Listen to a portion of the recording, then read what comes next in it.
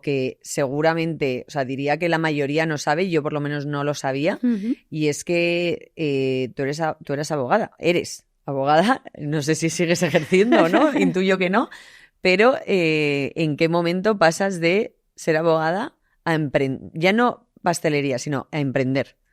Pues es que la historia va incluso más allá, ¿no? A ver, cuéntanos. Yo vengo de una familia de abogados y abogados del Estado, imagínate. Y yo es que recuerdo que de pequeña, cuando íbamos en coche y veíamos un accidente, mi padre me decía, bueno, ¿y a quién demandaríais? En plan de era como el juego, ¿no? De, pues nosotros a la empresa constructora porque ha dejado el barro, entonces el coche ha derrapado. Entonces era como que estábamos predestinadas a ser abogadas, mi hermana y yo. Y de hecho yo quise estudiar empresariales y no me dejaron, así que estudié Derecho y, bueno, no solo estudié Derecho, sino que además oposité a registros. Estuve opositando 5 años, aprobé un par de veces, pero bueno, es que estudiaba, pues no sé, 16 horas al día. Madre mía. Descansaba una tarde, entonces eso me dio como pues mucha disciplina, ¿no? Porque las oposiciones yo siempre digo que es lo más duro que he hecho nunca, porque estás sola en una habitación repitiendo en alto con un cronómetro a la mano. Pero bueno, me dio... Y como con la convicción, ¿no? De que es para algo mayor. Sí, bueno, mirando mucho al futuro, también es muy frustrante porque realmente yo creo que no era mi sueño, era el sueño casi de mi padre, ¿no? Que yo había asumido como mío, pero que no era lo que quería porque yo me acuerdo que lloraba todos los días. Y entonces, yo digo, bueno, ¿voy a dejarlo? No, pues deja de llorar y ponte a estudiar. O sea, es que más entiendo que entras en un bucle, ¿no? De ya llevo un año opositando, ya no lo voy a dejar, y ya han pasado 2 y de repente han pasado 3 y dices, ya no lo voy a dejar, Eso ¿no? pasa mucho a los opositores. Sí, sobre todo que yo llevaba 5, ¿no? Y había probado 2 veces. Y claro, me decían, es que es un año más y ya. Y digo, no, o sea, se acabó, hasta aquí he llegado. Entonces fue cuando dejó la oposición, que vendo mi coche, me voy a viajar por el mundo, 3 meses visitando amigos que están en otros países. Y dije, bueno, pues que el destino decida por mí, ¿no? Entonces mandé currículums a 3 despachos, uno de ellos fue 4 casas, y entré a la semana, estaba trabajando allí. Y me pareció divertidísimo, porque claro, estaba con un montón de gente joven, haciendo proyectos y tal, pero yo en la oposición ya había cultivado como la pasión por la pastelería, ¿no? En mi abuelo en el campo, cuando vivíamos cerca de Algeciras, cuando llovía hacíamos plum cakes, pan frito, torrijas, cosas así. Y entonces durante la oposición, por no dejar hacer algo cuando terminase de estudiar y hacer algo con las manos, pues hacía también repostería y seguí haciéndolo cuando estuve en 4 casas, que estuve 4 años y medio. O sea, Me parece heavy que digas esto porque a Rocío y a mí el tema de la pastelería nos supone, de la cocina en general, nos supone un mundo. O sea, yo diría, en mi tiempo libre voy a ponerme a cocinar. Entonces esto que estás diciendo tú como... Si fuera lo más normal, no me parece normal. O sea, ya tenías esa inquietud. Sí. O sea, y se te daría bien, o te gustaría, o para ti sería como una zona, ¿no? De sentirte bien contigo misma, porque no me parece algo... O sea, la gente pierde el tiempo viendo TikTok. Sí. Sí, ¿sabes? o sea, pero eso... no cocinando cuando estás estudiando una oposición y quizás tienes poco tiempo libre. Por eso digo que para ti te haría bien. Es casi de escape, fíjate lo que te digo, porque cuando estás cocinando no estás pensando en otra cosa, pues es como el que hace cerámica o el que pinta platos, ¿sabes? Este tipo de relación donde no estás pensando en nada más, que voy a mezclar ingredientes, voy a amasar, voy a hacer galletas, entonces es una forma de evadirte que a mí me parecía muy terapéutica. Entonces, durante mi estancia en 4 casas, pues hacía también pastelería durante los fines de semana. Y yo me acuerdo que el jefe de la oficina de Madrid bajaba a ver qué había hecho, ¿no? Los lunes, en plan, ¿hoy qué traes? Ah, porque lo llevabas los lunes. ¡Buah, qué gusto! Tía, Paula, qué mona, qué buena compañera de trabajo. Sí, fue tremendo. Entonces, bueno, yo estaba en corporate, me cambié a litigación y cuando quise volver, o sea, ellos en el despacho me propusieron un cambio de departamento que a mí no me encajó. Y eso fue en 2017 cuando al final decidí dejar el despacho. Y ellos intentaron retenerme, pero el jefe de la oficina, cuando subió un poco a intentar decirme, oye, Paula, que de verdad, a venderme, ¿no?, el cambio de departamento, le conté lo de las tartas. Y me dijo una frase que me gustó mucho, que fue, mira, Paula, abogados hay muchos, emprendedores muy pocos, mucha suerte. Y ahí fue cuando me dejó ir y... O sea, que tú en el fondo dejas el bufete por... O sea, 4 casas por... Emprender. Ya con esto, o sea, con la idea de emprender. Sí, la idea surge, o sea, esto es marzo de 2017, la idea va naciendo en diciembre de 2016, porque yo voy a una comida de amigos en casa de una amiga mía y están los dueños del grupo de la rumba y hago un banoffee y me dicen, oye, ¿por qué no haces banoffee para la rumba? Y digo, pues venga, vale. Entonces empecé como una doble vida, entonces por la noche iba al obrador y por el día iba al despacho. O sea, entonces pues me levantaba a la 1 de la mañana, imagínate, vestida de traje de chaqueta, cogía la motillo, me iba a Alcobendas, hacía las tartas y luego volvía, ¿Pero no dormías? volvía al Obrador. No, la verdad es que no. O sea, porque el despacho, los días que salías pronto son las 9 de la noche y los días que acababas tarde son 12, 2 de la mañana. Claro, había fin de semana que empalmábamos, o sea, yo he llegado a irme a las 6 del despacho, bueno, ya sabes lo que es. Sí, o sea, sí. Guau. Aquí hay dos cosas que me llaman mucho la atención. Uno, que el Banoffee fuese tuyo, porque lo tengo bastante en mente. Catao. Sí, lo tengo muy catado. Sí. Y otra, que me recuerda mucho a la semana pasada, Mer y yo estuvimos en un viaje con denominación de origen rueda y nos preguntaban que cómo era nuestra vida, ¿no? Cómo compaginábamos esto, que parecía que teníamos una vida un poco... Idílica. O sea, idílica de, oye, tu trabajo y el podcast y el no sé qué. Y yo respondí algo que me has recordado mucho ahora, que es que no es que la vida sea idílica, o sea, que tú para lograr todas estas cosas tienes que trabajar. Y que hay Sacrificas mucha mucho. gente, claro, hay mucha renuncia, hay mucho sacrificio y que hay gente que no está dispuesta, ¿no? Que quiere a lo mejor esos resultados, pero dice, que yo después de salir del despacho tengo que dormir 2 horas e irme al Obrador a hacer esto. No, o sea, y que está fenomenal, me parece súper lícito, pero que para poder... Que no están dispuestos, ¿no? Claro, Quizás. hay mucha gente que no está dispuesta, pero que para llegar a lo mejor a donde has llegado hoy, es que hay un momento, y seguramente ahora renuncies también a muchísimas cosas, pero que existe, no es una vida idílica, no es maravilloso. Para nada, y cuando la gente me dice, oye, qué valiente y tal, y digo, no, hay mucho trabajo detrás, o sea, mucho trabajo también a nivel psicológico, porque yo fui a terapia y fue la terapeuta la que me dijo, oye, Pablo, es que toda elección implica una renuncia, entonces si tú quieres si tú quieres hacer las tartas, tendrás que dejar tu apartamento monísimo, igual tienes que dejar de tener, o sea, durante un año relaciones sociales, digamos, porque es que es verdad que no podías ver a nadie. Y es verdad que para mí, o sea, no solo dormir, ¿no? Yo luego en 2017, que la historia sigue, es hiper sacrificado, donde yo llego a un momento en el que no puedo pagar el alquiler ni la compra. Y porque me quedo sin ahorros en 6 meses más o menos. Y yo no estaba facturando lo que tenía que facturar. Entonces levanto la mano, oye, mamá, papá, creo que pedí 3.000 euros o algo así. Necesito 3.000 euros porque es que, o sea, no me da. O sea, he tomado esta decisión y no llego. Me dijeron, pues Paula, mira, ha sido tu elección y tú te apañas con lo que puedas. Entonces, claro, en esa época yo alquilaba mi casa con Airbnb, que era ilegal porque estaba alquilada. Entonces, con 10 días de Airbnb pagaba el alquiler y luego pues hacía freelance, daba clases a niños, daba clases de inglés, hacía contratos de abogada. O sea, fue un año muy duro donde además... Porque, Paula, una pregunta. ¿Tú cuando decides emprender tenías unos ahorros o pides un préstamo, un crédito o no? O sea, ¿cuál es tu business plan? Claro, porque... O sea, porque hay mucha gente muy segurolas, gente que quizás no, pero me parece súper interesante esto que estás contando para quien te esté escuchando y quizás esté en un momento de jugársela o no. O sea, quizás cuáles son las cosas. O sea, yo tenía justo una pregunta que la voy a hilar, que fue cuál fue tu mayor reto, ¿no? Al empezar con Valvisiana. Entonces, yo creo que puede servir de aprendizaje para mucha gente que te está escuchando hoy. Claro, o sea, luego he aprendido mucho sobre planes de negocio, sobre planes de financiación. Bueno, podría haber asociado con alguien, ¿no? O sea, que es que, claro, yo durante la oposición 0 ingresos.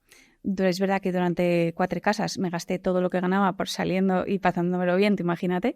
Entonces tenía ahorros -3. O sea, es verdad que con 4 casas pacté un paro, entonces ese paro fue el que me dio un poco de comer hasta julio, pero el mayor reto fue, o sea, no puedo pagarme, o sea, no puedo vivir, no puedo pagarme el alquiler.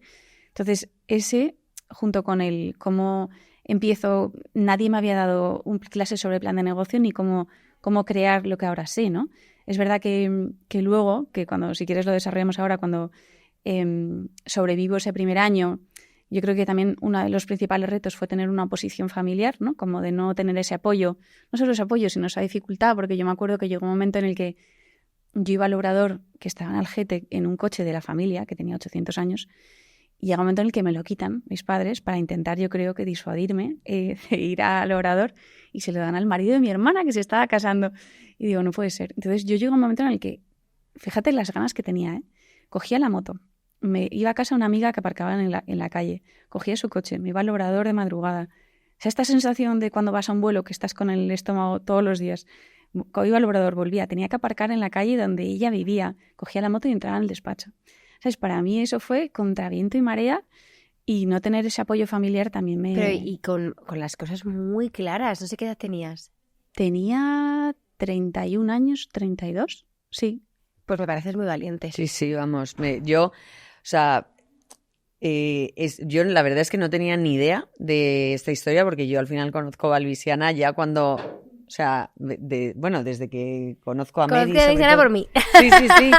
Sí. Y ojo, que luego mucha gente nos echa la bronca, pues ya te podrías haber informado. Me he informado, pero estas cosas, a no ser que... No, se ha igual te informado conoces... porque ha hecho el guioncito Sí. muy bien. O sea, que yo tengo pruebas fidedignas y es que conozco a Paula, la he seguido mucho, soy súper consumidora de su producto. Y además a mí me gusta mucho, cuando siempre decimos la palabra humanizar a las personas, pero...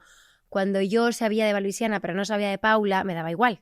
Pero cuando ya conoces a Paula y la ves, una niña joven, mona, que está ahí, la pobre, haciendo la tarta, llevándotela tal, es que siempre has estado muy tú. Y a mí me parece súper importante porque creo que al final los negocios van bien cuando la persona que los monta está. Sí. Parece una tontería, pero no, cambia todo. Y dices... Y además es que la ves y dices, joder, si ya lo he conseguido, ¿por qué yo no?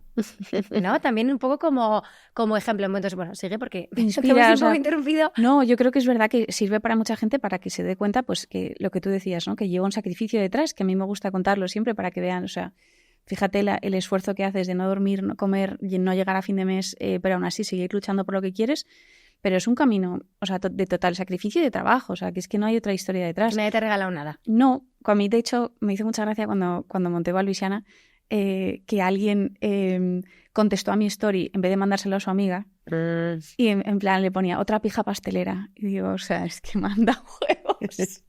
Joder, le voy a decir lo que no llegó a fin de mes. A ver pero si... siempre tendremos, ¿no? Esa etiqueta o ese prejuicio, pero bueno. Creo que me reí muchísimo. Que o sea, justo nosotras que siempre llevaremos un poco esa etiqueta y es un poco lo que venía a decir antes. Al final yo conozco Valvisiana la parte exterior, o sea, nunca me hubiese imaginado, y mira que yo, o sea, que estoy dentro de ese entorno pijo, nunca te imaginas, ¿no? O sea, piensas que las cosas son mucho más fáciles de lo que son y me sorprende mucho y ya lo admiro, vamos, más de lo que lo admiraba hasta ahora.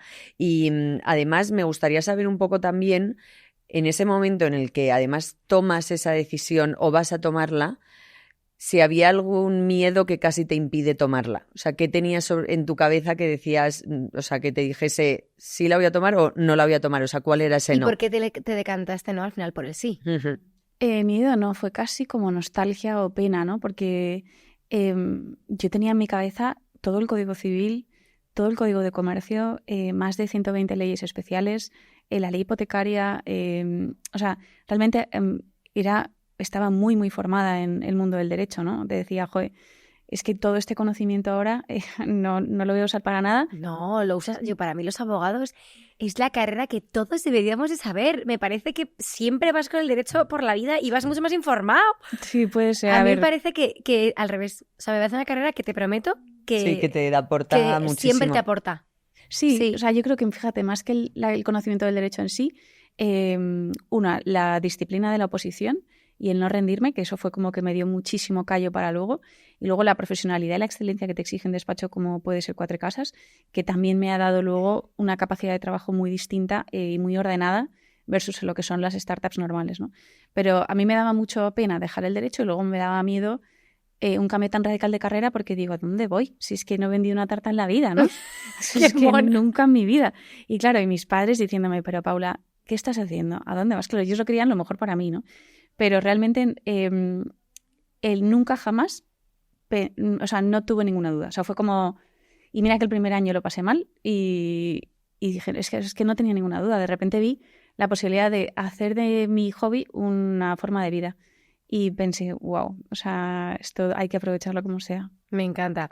Y quizás, ¿cuál ha sido la decisión más arriesgada, ¿no?, que has tomado y cómo resultó esta, ¿no? La de decir, me lanzo en paracaídas y a ver qué tal. O ha habido otras, porque, a ver, yo quiero decir que la gente no lo sabe, pero tú tienes un Valvisiana en la T4, o sea, que, Sí. que a mí me da miedo solo decirlo porque sé porque tengo gente conocida que sé lo que cuesta ahí estar. Entonces, ¿cuál ha sido quizás la decisión de más echarle valor desde que has empezado?